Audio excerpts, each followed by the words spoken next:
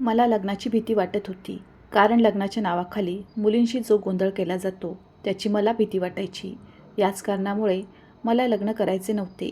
पण मी ठाम नकार देऊनही माझे लग्न झाले. मी माझ्या खोलीत बसून अनियंत्रितपणे रडत होते. मात्र आज माझ्या लग्नाची पहिली रात्र होती आणि त्या रात्री प्रत्येक मुलगी अनेक इच्छा आणि स्वप्ने घेऊन तिच्या पियाच्या घरी येते. मी माझ्या नवीन जीवनात नवीन आनंदाची वाट पाहत आहे, परंतु मी खूप काळजीत होते. मी इतकी व्यथित झाले होते की माझ्या पतीच्या आगमनाच्या केवळ विचारानेच मला भीती वाटली. मी थरथर कापत होते. मला कुठेतरी जाऊन लपायचे होते, जिथे माझा नवरा मला पाहू शकणार नाही, जेणेकरून हे सर्व माझ्या डोळ्यासमोरून जाईल. माझे हृदय यावेळी बेलगाम घोड्यासारखे धावत होते. मूड खराब झाल्यामुळे माझे हातपाय थंड झाले होते. भीतीमुळे मला गुदमरल्यासारखे वाटले. तेवढ्यात अचानक खोलीचा दरवाजा उघडला आणि माझा पती रुद्र खोलीत आला. त्याला बघून माझ्या डोळ्यातून अश्रू वाहू लागले. भीतीने मी माझ्या हाताने चादर पकडली होती. मी कोणत्या संकटातून जात आहे हे फक्त मलाच माहीत होतं. जसजसा माझा नवरा माझ्या जवळ येत होता तसतसे माझे संपूर्ण शरीर हळूहळू थरथरत होते. रुद्र माझ्या जवळ येऊन बसला. तो काही वेळ माझ्या सुंदर चेहऱ्याकडे मोठ्या प्रेमाने पाहू लागला. मी खूप सुंदर होते आणि ही माझ्यासाठी सर्वात मोठी समस्या बनली होती. माझ्या अंगावर हात ठेवताच त्याने विचारले, "काय झालं?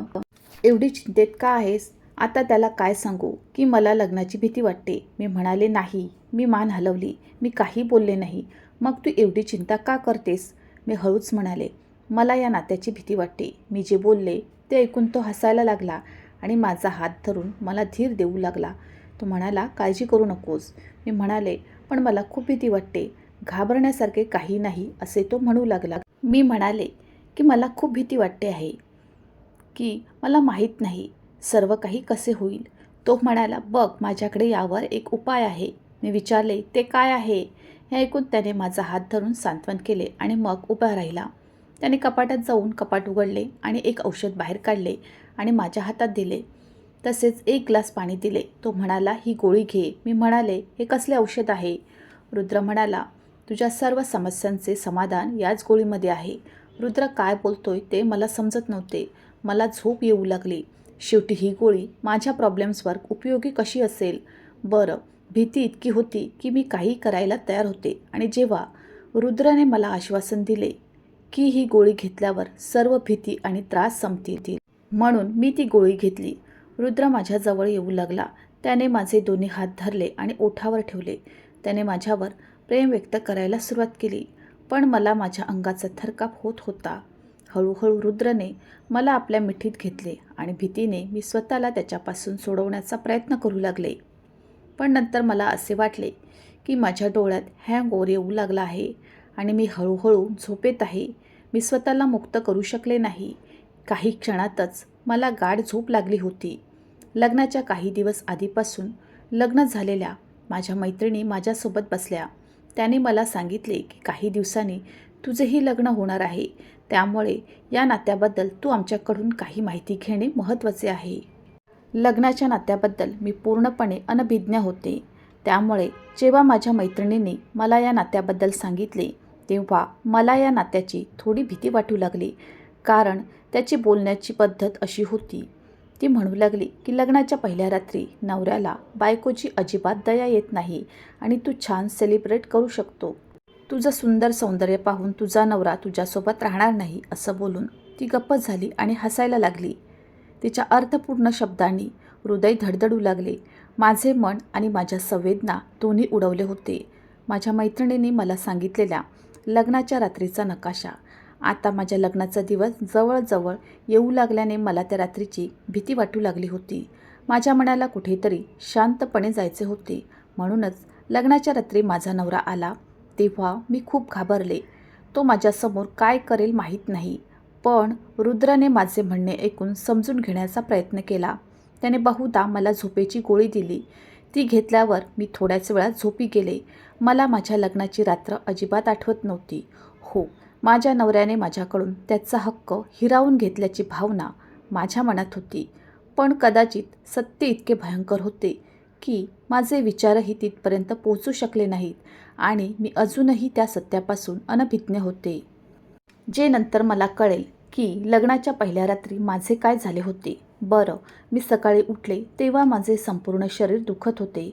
मी मागे वळून पाहिले तेव्हा माझ्या कमरेमध्ये वेदनेची लाट उठू लागली आणि मी वेदनेने ओरडले. माझ्या शेजारी पडलेले माझे पती लगेच उठून बसले आणि विचारले, काय झाले रीमा? मी म्हणाले, मला माहीत नाही, माझे डोके खूप जड वाटत आहे आणि माझ्या शरीरातही वेदना होत आहेत. ही रात्र मला अजिबात आठवत नाही. मला कळत नाही की माझे चक्कर येणे, डोके धरावे की परत दुखत आहे. मी पलंगाकडे पाहिले तर माझ्या हातातील काचेच्या बांगड्या तुटून पलंगावर विखुरलेल्या होत्या. कष्टाने माझी उशी पलंगावर ठेवली. पलंगावर हात ठेवला आणि कष्टाने उठले आणि पलंगाच्या मुकुटाला टेकून बसले. माझे केस मोकळे होते आणि माझ्या विस्कटलेल्या अवस्थेमुळे मला जाणवले की माझ्या पतीने रात्री माझ्याशी अजिबात प्रेमाने वागले नाही. इच्छा असूनही मला वेदना सहन होत नव्हत्या आणि त्यामुळेच वेदनेच्या तीव्रतेमुळे माझ्या डोळ्यातून अश्रू वाहू लागले. मला असे रडताना पाहून रुद्रही उठून खाली बसला. तो म्हणाला, बघ, हे सगळं घडतं. तू स्वतःला याची सवय करून घे आणि तरीही ती लग्नाची पहिली रात्र होती, त्यामुळे तुला जास्त वाटेल, पण हळूहळू तुला याची सवय होईल आणि मग पत्नी सुंदर असताना पुरुष आपल्या भावनांवर नियंत्रण कसे ठेवेल? आणि मग रात्री तू खूप घाबरलीस. मला वाटले की मी तुला औषध दिले नाही तर तू मला तुझ्या जवळही येऊ देणार नाहीस आणि मला माझी रात्र वाया घालवायची नाही. असं म्हणत तो उठला आणि वॉशरूममध्ये गेला. पण मला माझं शरीर उभं राहण्या इतकं सक्षम वाटत नव्हतं. रुद्र घरी एकटाच राहत होता. त्याचे आई वडील हयात नव्हते. सुरुवातीला माझे पालक या नात्यासाठी तयार नव्हते. ते म्हणाले की तो मुलगा एकुलता एक आहे, आम्हाला असे नाते समजत नाही. पण नंतर माझी आई म्हणू लागली की मुलगा चांगला कमावतो आणि त्याचे स्वतःचे घर आहे. आता त्याचे आई वडील हयात नसतील तर त्याचा काय दोष? आम्ही सखोल चौकशी केली आहे. या नात्यात कोणत्याही दोष आढळला नाही. सर्व काही चांगले आहे. माझ्या मुलीवर सासरच्या मंडळींचा भार पडणार नाही. मला माहीत नव्हते की लग्नाच्या रात्रीच माझी अशी अवस्था होईल की मला उभेही राहता येणार नाही. आंघोळ करून रुद्र बाहेर आला तेव्हा तो मला म्हणाला, बघ, माझ्या घरी सध्या तुझी सेवा करायला कोणी नाही, त्यामुळे घराची काळजी घ्यावी लागते. त्याच्या या म्हणण्याला माझा काही आक्षेप नव्हता, पण या क्षणी त्याला नाश्ता बनवणं मला योग्य वाटत नव्हतं. त्याचे म्हणणे सांगून तो खोलीतून निघून गेला होता. लवकर उठ, बाहेर ये आणि माझ्यासाठी नाश्ता कर. अंथरुणावरून उठल्यावर मला माझी पाठ मोडणार आहे असे वाटले. कमरेवर हात ठेवून मी आंघोळ करून खोलीबाहेर गेली. रुद्र बाहेर लॉन्जमध्ये बसून हसत हसत फोनवर कोणाशी तरी बोलत होता. पण तो ज्या गोष्टी बोलत होता त्यामुळे माझ्या लाजेने पाणी पाजले होते. मागच्या रात्रीचे क्षण तो कोणासोबत शेअर करत होता तेही अगदी निर्लज्जपणे मला माहीत नाही. रुद्रने त्याच्या वैयक्तिक गोष्टी अशा कोणाशी शेअर केल्याचं मला आवडलं नाही. पण मी पहिल्या रात्रीची वधू होते. अशा प्रकारे मी आता रुद्रला काही बोलू शकत नव्हते. मला वाटले की मी नंतर रुद्रला सांगेन की बाहेर अशा गोष्टी बोलू नका. मी लगेच डोळे मिटून किचनमध्ये गेले. कष्टाने मी माझ्यासाठी आणि रुद्रसाठी नाश्ता तयार केला. नाश्त्याच्या वेळी मी संकोचपणे रुद्रला हे सांगितले. मी म्हणाले, रुद्र, माझ्या पाठीत खूप दुखत आहे, त्यामुळे कदाचित आज रात्री मी तुला वेळ देऊ शकणार नाही आणि प्लीज मला डिस्टर्ब करू नकोस. त्यावेळी रुद्र चहा पीत होता. माझे बोलणे ऐकून त्याचा कप त्याच्या ओठाजवळ सरकत थांबला. तो म्हणाला, बघ, मी तुझ्याकडून अशी सबब ऐकू शकत नाही. मला लवकरात लवकर मूल हवे आहे, म्हणूनच मी तुझ्याशी लग्न केले. त्याचे बोलणे ऐकून माझे मन अस्वस्थ झाले. त्या रात्री माझ्यासोबत काय झाले हे मला माहीत नव्हते, परंतु माझी स्थिती पाहता मी कदाचित पुन्हा त्या समस्येतून जाण्यास सक्षम नव्हते. पण माझ्यासमोर उभ्या असलेल्या व्यक्तीला फक्त माझ्या प्रत्येक समस्येवर स्वतःचे काम करायचे होते. जसजशी रात्र पडली तसतसे मला कोणीतरी माझे हृदय पकडल्यासारखे वाटले. मग रात्री रुद्रने मला दुसरे औषध दिले. मी म्हणाले की मला ते घ्यायचे नाही आणि तो म्हणाला, ही झोपेची गोळी नाही. मी म्हणाले, मग हे औषध कशासाठी आहे? लवकर गर्भधारणा होण्यासाठी हे औषध असल्याचे त्याने सांगितले. हे ऐकून मी काही वेळ त्याच्या चेहऱ्याकडे बघतच राहिले की तो काय बोलतोय. ते लवकर होते. माझ्या लग्नाला कोणती 4-5 वर्षे झाली होती. लग्न होऊन 4 दिवसही झाले नव्हते आणि माझे सासू सासरेही हयात नव्हते, ज्यांना त्यांच्या नातवाला आणि नातीला पाहण्याची घाई झाली होती. शेवटी तो मला इतक्या लवकर गर्भवती होण्यासाठी औषधे का देत होता? मी म्हणाले, रुद्र, आता इतक्या लवकर का? आमच्या लग्नाला काही दिवसच झाले आहेत. 2-4 वर्षानंतर मुलाची आरामात योजना करेल. सध्या हे आमचे मौज मजेचे आणि आनंदाचे दिवस आहे. तो म्हणू लागला, मला काही कळत नाही. कदाचित तुला कल्पना नसेल की मला मूल होण्याची किती घाई आहे. मला मुलं खूप आवडतात. मला मुले जास्त हवी होती आणि म्हणूनच लग्न लवकरात लवकर व्हावे आणि माझ्या घरात लहान मुलांचे हास्य गुंजावे म्हणून मी तुझ्याशी लग्न केले. तुला 1 वर्ष मूल होणार की नाही हे तपासण्यात आणि त्यानंतर तुला औषध देण्यात मला वेळ घालवायचा नाही, असे म्हणत त्याने औषध माझ्या तोंडात ठेवले आणि पाण्याचा ग्लास दिला. पाणी पिऊन मी औषध आत घेतले, पण आदल्या रात्रीची बेशुद्धी पुन्हा मला ओव्हरटेक करायला लागली. तेव्हा आश्चर्य वाटले. तेव्हा दुसरे औषध असेल तर विचार करण्याची माझी मनाची कुवत नव्हती. मग मला झोप का येत होती? मी एवढी बेशुद्ध का होत होते? आणि मग मला काहीच भान राहत नव्हते. मी पुन्हा झोपेच्या खोल अवस्थेत पडले होते. मी बेशुद्ध असताना देखील मला माझ्या कानात माझे आक्रोश ऐकू येत होते, कारण मला खूप वेदना होत होत्या. वेदना इतक्या तीव्र होत्या की गाढ झोप असूनही मी रडत होते. सकाळी दुखण्यामुळे माझे डोळे उघडले. त्यावेळी माझ्या कमरेला खूप दुखत होते, म्हणून मी रुद्रला उठवले. मी म्हणाले, माझ्या कमरेत खूप दुखत आहे. मला ते सहन होत नाही. मला डॉक्टराकडे घेऊन जा. पण तो चिडून म्हणाला, अजून दिवसही गेलेला नाही. तू माझी झोप का नष्ट करतेस? मी तुला पेन किलर देईन. तू खा. त्यांनी मला औषध दिले आणि जे घेतल्यावर माझ्या दुखण्यात थोडासा फरक पडला आणि मी पुन्हा झोपी गेले. पण सकाळी उठल्याबरोबर वेदना पुन्हा वाढू लागल्या. आता हे रोजचेच झाले होते. मी सलग 8 दिवस अशाच त्रासातून जात होते. पण रुद्राला माझ्या कुठल्याच प्रॉब्लेमची जाणीवच नव्हती असं वाटत होतं. एके दिवशी तो ऑफिसमधून परतल्यावर मी त्याला मला आईच्या घरी सोडायला सांगितले. रुद्रापासून दूर राहण्याचं हे एकच निमित्त होतं. तो म्हणाला, जोपर्यंत मला मूल होत नाही तोपर्यंत मी तुला कुठेही पाठवणार नाही. असा प्रश्नच येत नाही. मला समजले नाही की त्याला मुले होण्याची इतकी का घाई झाली. प्रत्येक गोष्ट आपापल्या वेळेत घडते. मूल होणे किंवा न होणे हे माझ्या हातात नव्हते. 8 दिवसात माझी अवस्था अशी झाली होती की मला चालताही येत नव्हते. आता तर पेन किलर खाल्ल्यानंतर माझ्या पोटातही बिघाड झाला होता. मी रुद्रला डॉक्टरांकडे नेण्यास सांगितले असता त्याने हे मान्य केले नाही आणि सांगितले की डॉक्टर तुम्हाला पेन किलर देतील. पण यावेळी तो घराबाहेर पडताच मी माझ्या आईला बोलावून घेतले आणि तिच्यासोबत एका महिला डॉक्टरांकडे गेले. मी तिला सांगितले की मला पाठदुखी आणि खालच्या ओटी पोटात दुखत आहे आणि माझा हात अजूनही माझ्या पोटावर होता. मला हा त्रास 8 दिवस सतत सहन होत नव्हता. माझ्या डॉक्टरांनी मला तपासले तेव्हा मी माझ्या कानाला हात लावू लागले आणि तिने मला जे सांगितले ते ऐकून मी श्वास घ्यायला विसरले. मी डोळे उघडून डॉक्टरांचे ऐकत होते. तिने जे सांगितले ते खरे असू शकत नाही. माझ्या कानावर विश्वास बसत नव्हता. मी मान हलवली. मी म्हणाले, हे असं होऊ शकत नाही. तुमचा काही गैरसमज झाला असेल. ती म्हणाली, अशी अनेक प्रकरणे माझ्यासमोर येतात. त्यामुळे मला कळते की तुला काय झाले आहे. मग ती मला विचारू लागली, तुझा नवरा तुझ्याजवळ येतो तेव्हा तुला भान नसते का? मी नाही म्हणाले आणि मान हलवली. कारण रुद्र मला लवकर गरोदर होण्यासाठी दररोज औषधे द्यायचा आणि ते घेतल्याबरोबर मी गाढ झोपेत जायचे. पण लेडी डॉक्टरने जे सांगितले ते ऐकून मला रुद्रचा संशय येऊ लागला. ती माझ्याशी खोटं बोलेल किंवा रुद्रच्या विरोधात माझं ऐकेल. त्या डॉक्टरांशी माझं वैयक्तिक वैर नव्हतं. ती एक डॉक्टर होती आणि तिचा पेशा होता फक्त तिच्या रुग्णांची तपासणी आणि उपचार करणे. माझ्यासोबत घडलेली गोष्टही तिने सांगितली असावी. डॉक्टरांच्या म्हणण्यावर विश्वास ठेवण्याशिवाय माझ्याकडे दुसरा पर्याय नव्हता. आता माझ्या मनात रुद्रबद्दल शंका निर्माण झाली होती. डॉक्टर म्हणाले, जर तुझा नवरा तुझ्यावर प्रेम करतो तर तो फक्त झोपेच्या गोळ्या देऊन तुझ्याजवळ का येतो? त्याचे कारण काय? असे प्रश्न ऐकून मला रुद्रचा आणखीनच संशय आला. पण सत्य काय ते मला कसे कळणार? कारण मी ते औषध घेण्यास यापूर्वी अनेकदा नकार दिला होता, पण त्याने माझे ऐकले नाही. तो जबरदस्तीने माझ्या तोंडात औषध टाकायचा आणि पाण्याचा ग्लास माझ्या ओठांना लावायचा. डॉक्टर म्हणाले, ठीक आहे, हे करा. त्या औषधाचे नाव सांगा.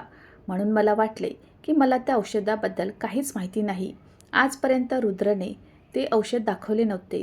तो त्याच्या कपाटातून ते औषध काढायचा आणि मला द्यायचा. पण मी डॉक्टरांना हे सांगितल्यावर ती हसायला लागली. ती म्हणाली, ते कोणते औषध आहे जे तुझा नवरा एवढ्या गुपचूप ठेवतो आणि तुला नकार देऊनही रोज देतो? जर तुम्ही तुमच्या पतीच्या कृतीवर लक्ष ठेवून तसे केले तर तुम्हाला मी जे सांगत आहे ते बरोबर समजेल आणि तुम्हाला समजेल. डॉक्टर मला या सर्व गोष्टी सांगत होते. त्यावेळी मी त्या लेडी डॉक्टरच्या खोलीत एकटीच होते आणि ती डॉक्टर होती. माझी आई खोलीबाहेर बसली होती, त्यामुळे तिला सर्व काही माहीत नव्हते. हरवलेल्या मनाने मी घरी पोचले. माझी आई मला सांगू लागली आहे की तू स्वतःची काळजी का घेत नाहीस?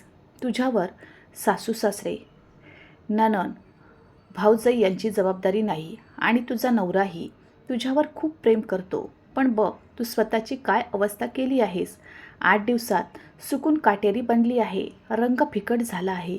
आता आईला काय सांगू, मी एवढ्या मोठ्या संकटात सापडले.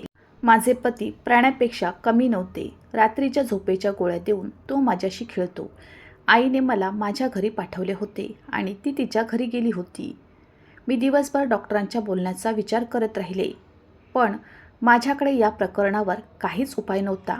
आणि ही गोष्ट अशी होती की मी रुद्रला सांगूही शकत नाही. मला पूर्णपणे असहाय्य वाटत होते.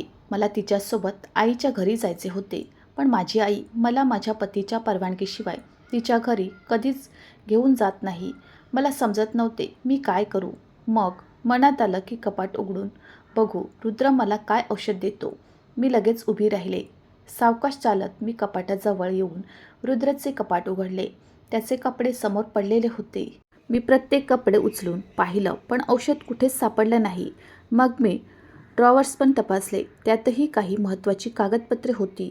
औषध नव्हते, पण मी खाली आणले तेव्हा मी ते उघडण्याचा प्रयत्न केला. त्याला कुलूप होते. रुद्राने ते औषध त्या लॉकरमध्ये ठेवल्याचे मला समजले. रात्री रुद्र परत आल्यावर मी त्याला खायला दिले, पण माझी भूक संपल्यासारखे वाटत होते. डॉक्टरांनी सांगितल्यावर माझ्या मेंदूने काम करणे बंद केले होते. मी जेवण केले नाही आणि रात्री झोपण्यापूर्वी 1 ग्लास दूध प्यायले. रुद्र खोलीत येण्याआधी मी लगेच बेडवर आडवे होऊन डोळे मिटून घेतले. त्यामुळे रुद्रला वाटले की मी झोपले आहे. हे शक्य आहे की मला झोपलेले पाहून त्याने मला औषध दिले नाही आणि मी पण बेहोश होण्याचे नाटक केले. मला जाणून घ्यायचे होते की रात्री रुद्र माझ्याशी काय करतो. काही वेळाने रुद्र खोलीत आला. मला बेडवर झोपलेले पाहून तो माझ्या जवळ आला आणि मला त्याच्या हाताने हलवून उठवू लागला. तो म्हणाला, उठून बस. मी डोळे उघडले तर रुद्र कपाळ वर करून माझ्याकडे बघत होता. मी म्हणाले, रुद्र मला झोप येत आहे, मला झोपायचे आहे आणि माझी पाठ देखील दुखत आहे. माझे म्हणणे ऐकून रुद्र म्हणाला, माझ्यासमोर हे बहाणे करू नकोस. मी तुला आधीच सांगितले आहे की मला कोणत्याही किमतीत मूल हवे आहे. चल उठ, औषध घे. मी उठून बसले. मी म्हणाले, औषधे कपाटात का लपवून ठेवले आहेस? माझी बाकीची औषधे माझ्याकडे ठेव, मी स्वतः खाईन. माझे म्हणणे ऐकून त्याने माझ्याकडे आश्चर्याने पाहिले. तो म्हणाला, मी तुझे औषध कपाटाच्या लॉकरमध्ये ठेवले आहे, हे तुला कसे कळले? त्याचे बोलणे ऐकून मी घाबरले.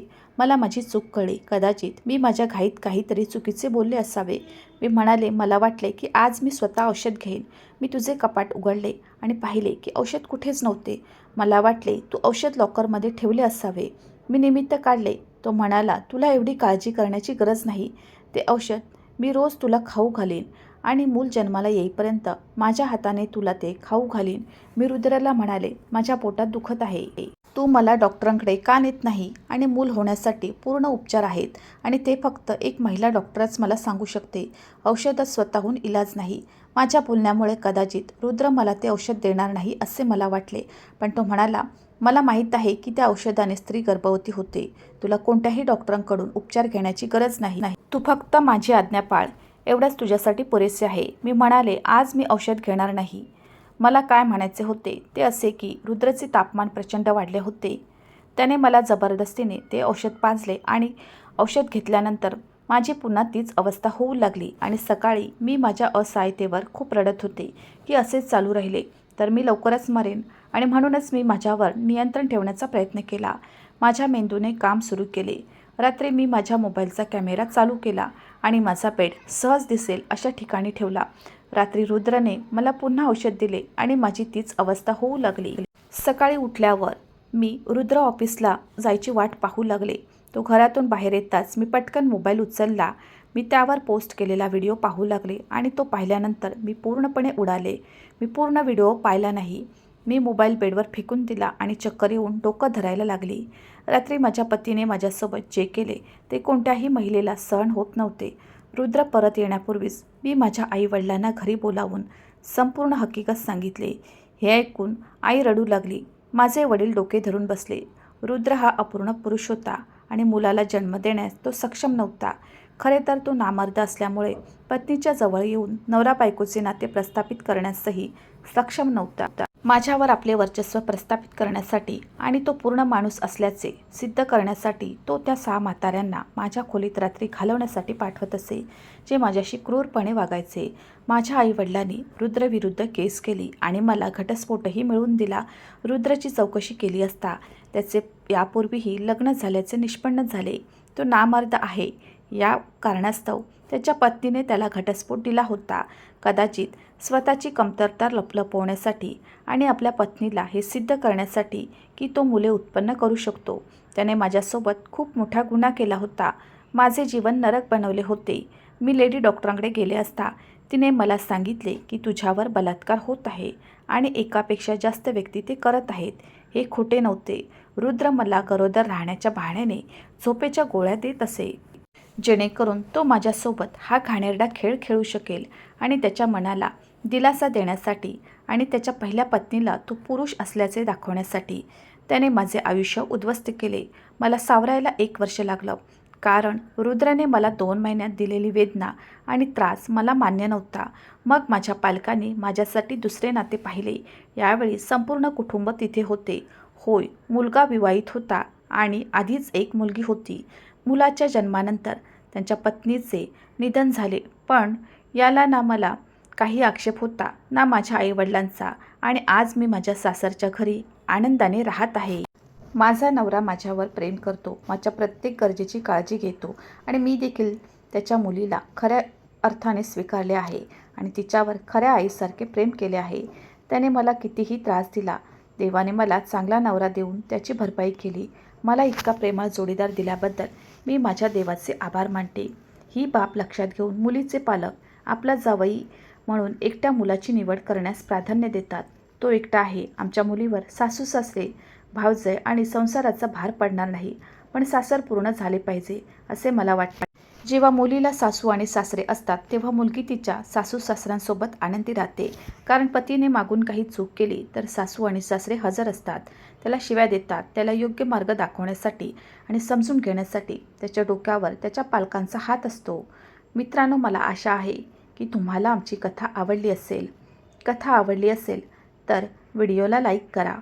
चॅनलवर नवीन असाल तर चॅनलला सबस्क्राईब करा आणि हो, नोटिफिकेशन बटन दाबा, जेणेकरून तुम्हाला पुढील अपडेट सर्वात आधी मिळतील.